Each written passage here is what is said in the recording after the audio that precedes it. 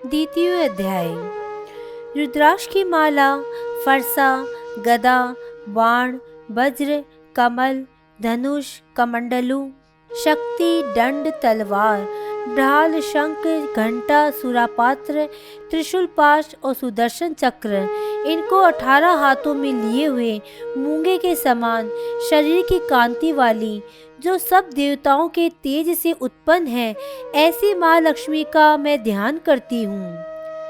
ऋषि बोले, पूर्व समय में देवताओं के राजा इंद्र और राक्षसों के स्वामी महिषासुर के साथ 100 वर्षों तक देवासुर संग्राम अत्यंत भीषण युद्ध हुआ।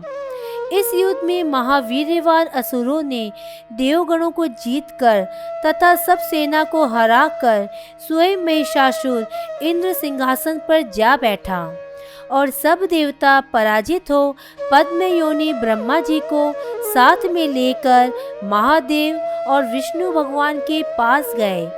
महिषासुर के द्वारा सभी देवतागणों को स्वर्ग से निकालने का सभी वृत्तांत उन्होंने शिव जी और विष्णु भगवान के आगे निवेदन किया। उस महिषासुर ने सूर्य, इंद्र, अग्नि, पवन, चंद्रमा, यम, वरुण तथा अन्य सभी देवताओं के अधिकार को छीन लिया है और स्वयं ही राजा बन बैठा है।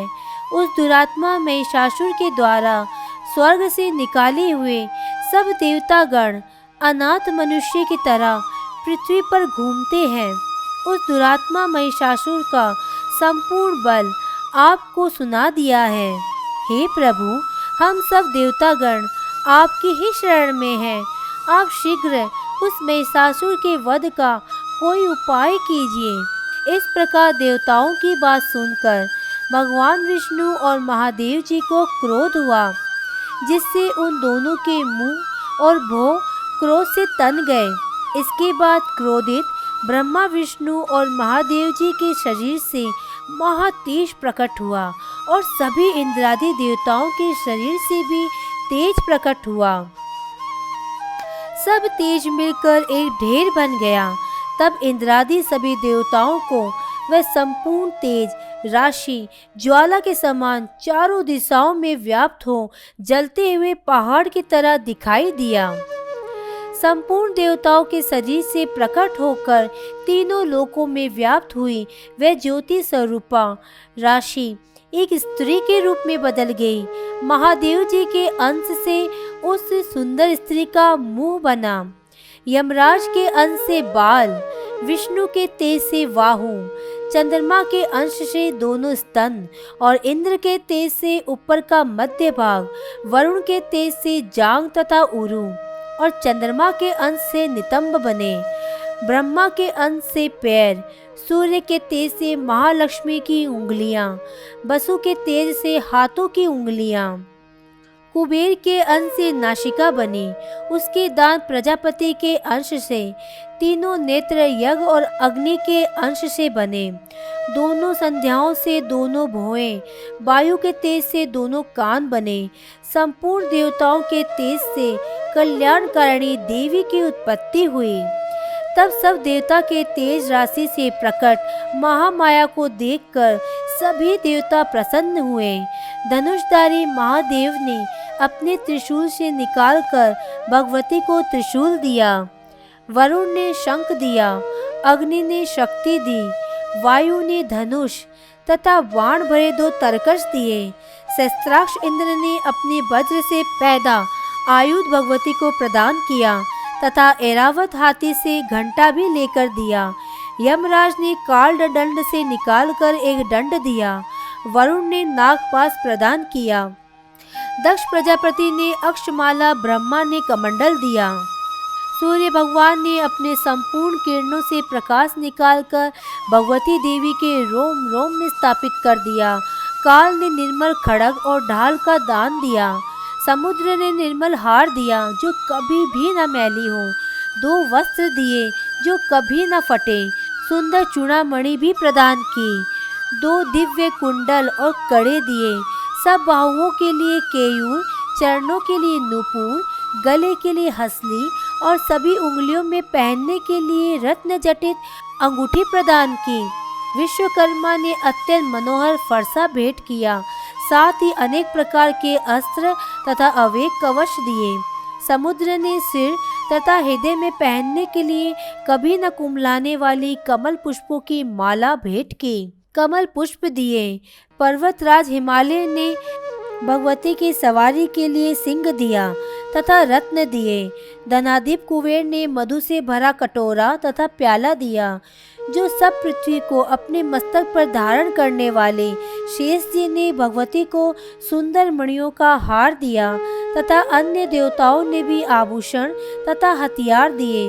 उसके पश्चात सम्मानित देवी ने बारंबार हठास पूर्वक गर्जन किया। उनके हठास से संपूर्ण आकाश गूंज उठा और एक बड़ी प्रतिध्वनि उत्पन्न हुई। सब लोग चौंक गए, समुद्र कांप गया, पृथ्वी चलायमान हुई, पर्वत हिलने लगे। सभी देवता प्रसन्न होकर भगवती सिंह वाहिनी की जय जयकार करने लगे। मुनिगण नम्र होकर भगवती की स्तुति करने लगे। इस प्रकार संपूर्ण संसार को भयभीत देखकर राक्षसगण अपने सब प्रकार की सेना लेकर तैयार हुए तथा ये क्या ऐसा कहकर क्रोध में भरा महिषासुर जब राक्षसों के बीच में स्थित हो उस शब्द की ओर चल दिया। तब उसने वही देखा कि देवी भगवती अपने पैर से पृथ्वी को दबाकर और मुकुट से आकाश को छूकर धनुष की प्रत्यंचा से पाताल तक को कंपायमान कर रही है। अपनी हजारों भुजाओं से वह भगवती देवी सब दिशाओं को रोक रही है। तब तो देवी के साथ देवताओं से द्वेष करने वाले राक्षसों का युद्ध आरंभ हो गया। जो समुद्र उस समय युद्ध में चलने वाले अस्त्र शस्त्रों के दिग्गज दीप्तिमान हो गए। महिषासुर का सेनापति चिक्षुर नाम वाला आकर लड़ने लगा। फिर चतुरांगनी सेना लेकर चामर नाम का राक्षस आ पहुंचा और 60,000 रथ की सेना लेकर उदग्र नामक का राक्षस लड़ने लगा। 1,000 आयुध सेना लेकर महाहनु नाम का राक्षस युद्ध में लड़ने लगा। असिलोन्मा नाम का राक्षस ने 500 आयुध रथ की सेना लेकर युद्ध किया। वास्कल नामक राक्षस ने 600 आयुध सेना लेकर युद्ध किया और बेशुमार हाथी घोड़ा लेकर परिवारित नामक राक्षस करोड़ रथ की सेना लेकर लड़ा। विड़ालाक्ष नामक राक्षस 500 आयुध पैदल सेना तथा रथ की सेना सजाकर लड़ने लगा।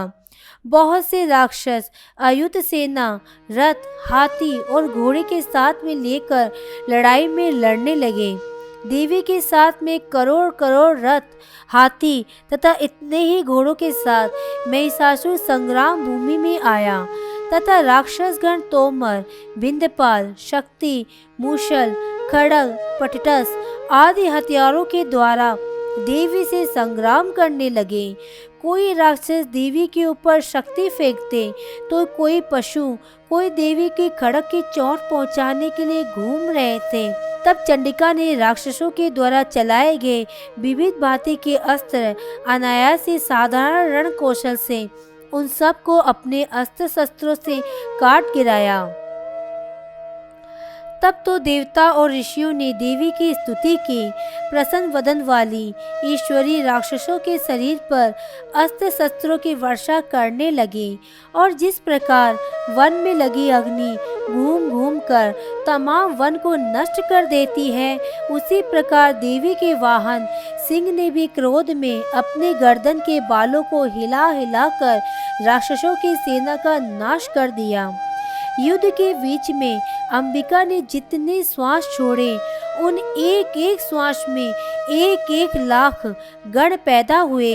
देवी भगवती के प्रभाव से बढ़ा हुआ वह गण समूह फर्षा विंध्यपाल आदि आयुधों से राक्षसों का संहार करने लगा। उस देवासुर संग्राम में देवी के गणों में से कोई पटह कोई शंख कोई मृदंग पखवाज बजाने लगे। उसके बाद देवी जी ने त्रिशूल से गदा से शक्ति भालों की वृष्टि से तलवारों से सैकड़ों महाअसुरों को मार गिराया और बहुत से राक्षसों को घंटे की ध्वनि से ही मार दिया। बहुत से राक्षसों को पाश में बांधकर मार दिया और कितने ही राक्षसों को तलवार की धार से पार उतार दिया। बहुत से राक्षस गदा के चोट से मूर्छा खाकर सो रहे थे। बहुत से मूसल की चोट से घायल मुंह से रुधिर बमन करने लगे। बहुत से राक्षस हृदय में त्रिशूल की वेदना से पीड़ित होकर पृथ्वी पर गिर पड़े। कितनी ही वाण वृष्टि से घायल हो गए। महिषासुर की सेना युद्धपति इस तरह अपने अपने प्राणों का मोह त्याग शरीर छोड़ने लगे। कितने राक्षसों के हाथ कट गए, कितनों की गर्दन कट गई, कितनों के सिर कट गए और अन्य के बीच के हिस्से फट गए। बहुत से राक्षसों की जांघ कटकर पृथ्वी पर गिर पड़ी। श्री देवी जी ने कितने ही राक्षसों के एक बांह, एक आंख, एक पैर को चीरकर मध्य से 2 टुक कर दिए। कितने ही राक्षस सिर कट जाने पर गिरकर फिर उठकर उनके रुंड शरीर के अस्त्र लेकर देवी से युद्ध करने लगे और दूसरे धड़बाजी बजाने लगे, नाचने लगे। अन्य बड़े बड़े राक्षस जिनके मस्तक कट गए थे वह कम्बंद गदा, शक्ति, कृपाण हाथों में लेकर देवी जी से ठहर ठहर कर लड़ने लगे। जिस स्थान पर ये बड़ी लड़ाई हुई थी उस जगह रथ, घोड़े तथा राक्षसों के गिरने से पृथ्वी उस तरह भर गई कि रास्ता निकालना असंभव था। राक्षसों की सेना के मरे हुए हाथी और असुरों के रक्त से बनकर एक महानदी बहने लगी। जिस प्रकार काष्ठ और तृण, घास फूस के बड़े वन को अग्नि जलाकर भस्म कर देती है, उसी प्रकार जगदम्बा ने भी क्षण मात्र में राक्षसों की बड़ी सेना को नाश कर दिया। भगवती के वाहन सिंह ने भी अपने बालों को हिलाते हुए घोर नाद करके उसी तरह से ही राक्षस समूह के प्राण नष्ट कर दिए तथा देवी के गणों ने भी महान असुरों के साथ भयंकर युद्ध किया। इस सब से प्रसन्न होकर देवतागण स्वर्ग से पुष्पों की वर्षा करने लगे। इस प्रकार से मार्कंडेय पुराण में सार्वणिक मनवंतर कथा के अंतर्गत देवी महात्म्य में महिषासुर की सेना का वध नामक दूसरा अध्याय पूरा हुआ।